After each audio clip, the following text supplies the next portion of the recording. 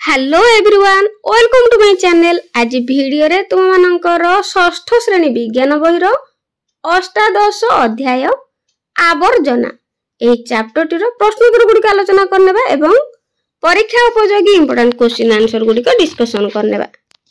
एक नंबर कारण लेख। क पनीपरिबा चोपा को एणे तेणे न पकाई माटी रे गाड करी पोती देबो। एहार कारण कोन? उत्तर এই কোশ্চিনটি ইম্পর্টান্ট অটে, ভালো ভাবে মনে রাখিব। এর উত্তর ହେଉଛି পনিপরিবা চোপা ଏକ ଜୈବ ନିମ୍ନୀକରଣ ଯୋଗ୍ୟ ଆବର୍ଜନା। ଏହାକୁ ମାଟି ଭିତରେ ଗାଡ଼ କରି ପୋତି ଦେଲେ ଏହା ଅଣୁଜୀବ ଦ୍ୱାରା ବିଘଟିତ ହୋଇ ମାଟିରେ ମିଶିଯିବ। ଟୁଏରେ ପନିପରିବା ଚୋପା ଏଣେ ତେଣେ ପକାଇଲେ ସେଗୁଡ଼ିକରେ ମାଛି ବସି ରୋଗ ସୃଷ୍ଟି କରିବ ଏବଂ ଏଣେ ତେଣେ ଏହା କିଛି ଦିନ ପଡ଼ି ରହିଲେ ପଚି ଗନ୍ଧାଇ ପରିବେଶ ପ୍ରଦୂଷଣ କରିଥାଏ। ତେଣୁ ପନିପରିବା ଚୋପାକୁ ଏଣେ ତେଣେ ନ ପକାଇ माटी रे पोती देवा उचित। ख प्लास्टिक को पोड़िबो नाही बा पदारे फोपाड़िबो नाही। यार कारण कोन? उत्तर प्लास्टिक को पोड़ी देले एथिरु निर्गत गैस वायु प्रदूषण करिथाय।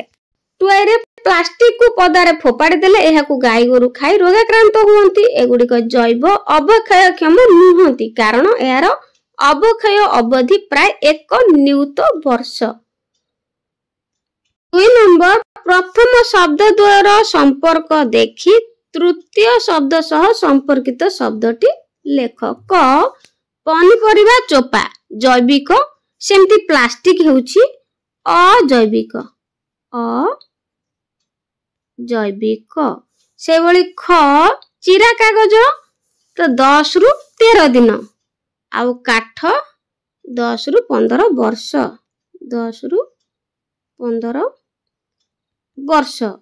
पनीपरिबा चोपा चॉकलेट, चॉकलेट आउ जरी खोल। चॉकलेट होची जरी खोल। तापरे घ विद्यालय टुकुरा कागज। रोसेई घर, रोसेई घर होची पनीपरिबा चोपा। पनीपरिबा चोपा लिखिबो। 3 नंबर आवर्जना कोन? तुम गाँ सहरर आवर्जना को किपरि उपयोग करि परिबो संक्षेप रे लेख। इंपोर्टेंट क्वेश्चन बहुत थोर एग्जाम रे आछि, तेनु भलो भाबरे प्रैक्टिस करबो। उत्तर जेउ वस्तु गुडी को हम व्यवहार रे लागे नाही ताहाकू आवर्जना कहै जाय।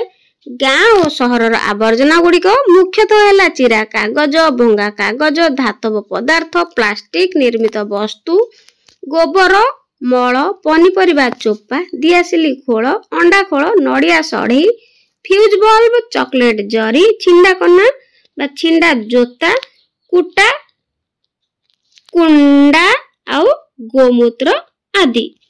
टुआइरे धातव पदार्थ, प्लास्टिक निर्मित वस्तु, भंगा काच, चिरा कागज, चॉकलेट जरी आदि आवर्जना को पुनर्बार कारखाना को पठाई देले ताहा पुणी व्यवहार उपयोगी होई परिबो। 3 पनीपरिबा चोपारू आचार प्रस्तुत करा जाई परिबो। एहाकू खत करी व्यवहार करा जाई परिबो। कुटा, कुंडा, अगाड़ी, गोबर आदि रे कोयला गुंड मिसाई गोल कोयला प्रस्तुत करा जाई परिबो। भंगा प्लास्टिक, अंडा खोल, दियासिली खोल, नडिया सड़ी और फ्यूज बल्ब आदि नूतन नूतन खेलना प्रस्तुत करा जाई परिबो। गोमूत्र, गोबर, मळ आदि कंपोस्ट खत प्रस्तुत करा जाई परिबो। B2 रे केतक आवर्जना को जाळेनी रूपे व्यवहार करा जाई परिबो। संक्षिप्त टिप्पणी लेख। क जैविक आवर्जना बहुत इंपोर्टेंट, भलो भाबरे अभ्यास करिवो। उत्तर प्राणी और उद्भिदर मिलुथिबा आवर्जना को जैविक आवर्जना कहंती। 2 रे पनीपरिबा चोपा, गोबर, गोमूत्र, मळ, माछ काटी, माछ कंटा, अंडा खोल, अनावना गछ, केतेक मृत प्राणी, कुटा, कुंडा, अगाड़ी, आखुछेदा आदि आवर्जना जैविक आवर्जना।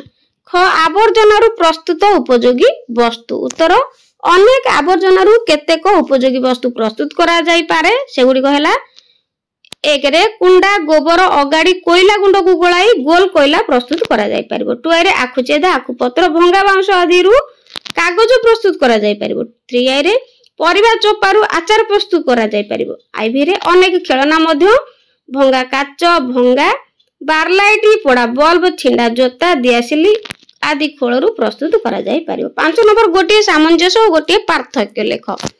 जैविक आवर्जना और अजैविक आवर्जना मध्य प्रथमे सामंजस्य लेखिबा।